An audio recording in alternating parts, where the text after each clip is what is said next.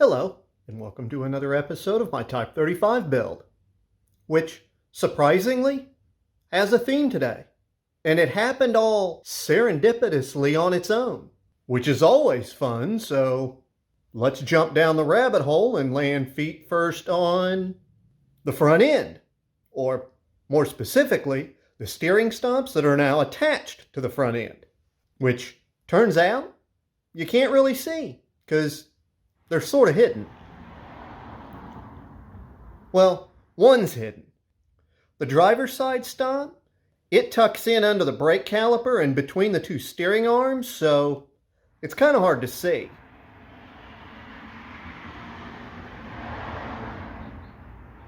But the passenger side is a little easier. The stump is still under the brake caliper, but without an upper steering arm in the way, you can see how it angles out and has an insert with a bolt threaded into it, so once the car's all aligned, the stops can be set so there's equal steering left to right.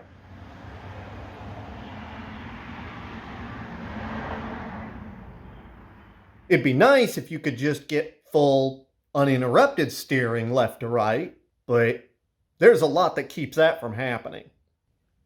Like the passenger steering arm, where it meets the tie rod, turn right and eventually the steering arm and the tie rod line up and it won't turn the wheel any further. On the driver's side, you've got the same issue with the lower steering arm and the tie rod lining up on left turns, plus there's the drag link.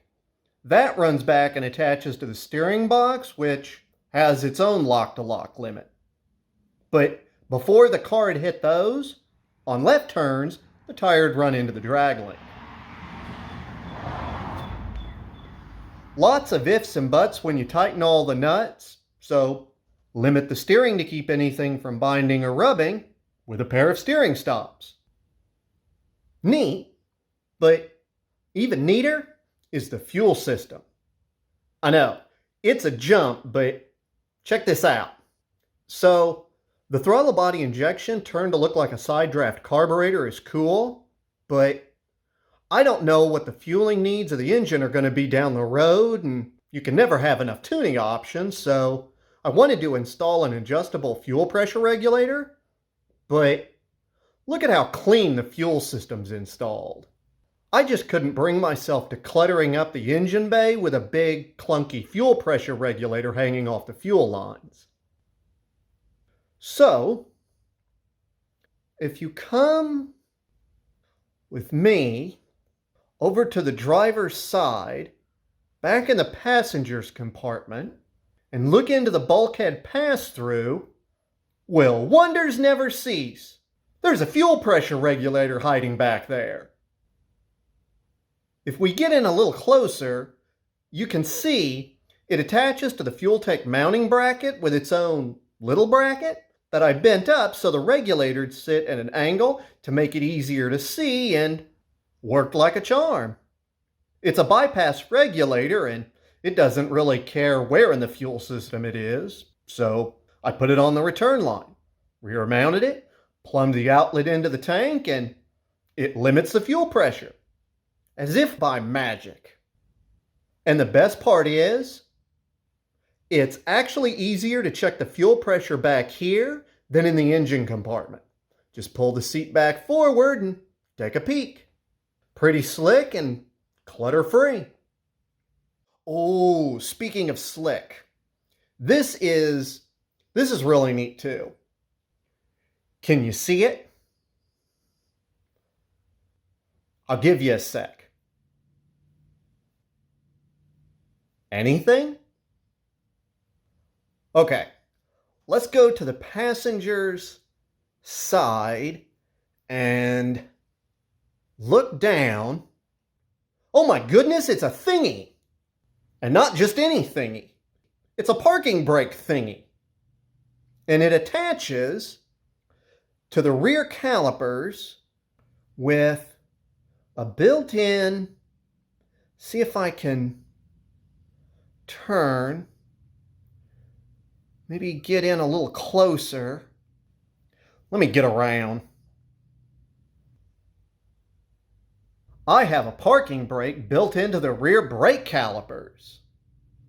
Totally worth the wait. Moving on, I ran a pair of parking brake cables forward.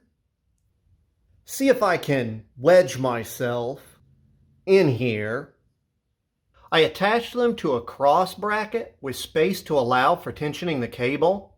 Then they run forward to a pair of swiveling brackets that bolt to the parking brake lever, which pivots on a bolt tucked up just under the seat base. From the drive shaft side, you can see the lever's pivot point a little better. The lever runs down and forward under the seat and pokes out right next to the transmission. Pull up on the lever and it rotates, pulls the brake cables, and engages the parking brake. You can see just below the swiveling brackets their original mounting hole.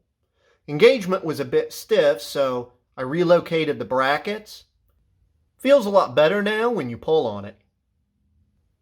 Where the lever exits into the passenger's compartment though, it lines up with the transmission mount and with a little more carving, should look really pretty. Even with the unused bracket mount. It's a test hole. It's official. And it's all mounted on the passenger side because there's more room. And it's a lot less conspicuous than an outside mounted brake lever, which I never thought looked good, especially when people used Model A brake levers. Like, ew, gag me with a spoon. Moving out of the valley, we can look down the bulkhead on the back side of the seat bases. Welded to the seat frames are the mounts for the seat belts. They're just tack welded in for now while I do some final tweaking, but give or take, it's about where they'll live. The seat belts are cool. A couple of bolts short of being fastened in, but the seat belts, not me. That right there is what you call a metaphor. Just need to drop by the hardware store and go nutty. Okay. I'll stop. Actually, stopping would about be today's theme. All the work done limits one thing or another from moving. You've got the seat belts on the seats to limit the seated, a parking brake under butt to limit the parking. Up front, there's steering stops to limit the otherwise steered, and coming full circle, a fuel pressure regulator to limit that sloshy injected fuel stuff. So neat how the gauge just peeks out at you like it was meant to be there. I wonder, what will I think of next?